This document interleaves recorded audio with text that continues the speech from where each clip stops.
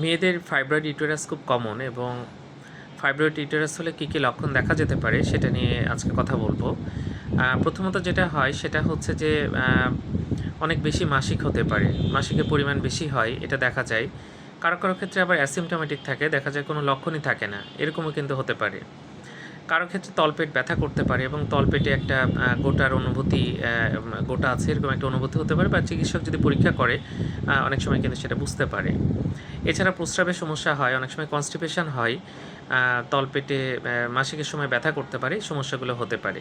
Fibroid খুবই common, এটা সাধারণত 35 থেকে 45 বছর বয়সে বেশি দেখা যায় এবং নালিপেরাস যাদের বাচ্চা হয়নি কখনো, তাদের এটা হওয়ার চান্স কিন্তু বেশি থাকে।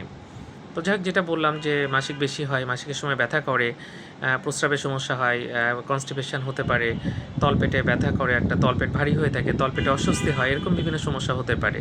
এরকম হলে অবশ্যই একজন গাইনোকোলজিস্ট দেখাবেন এবং আলট্রাসাউন্ড করে কিন্তু এটা ডায়াগনোসিস করা যায়। ধন্যবাদ সবাইকে।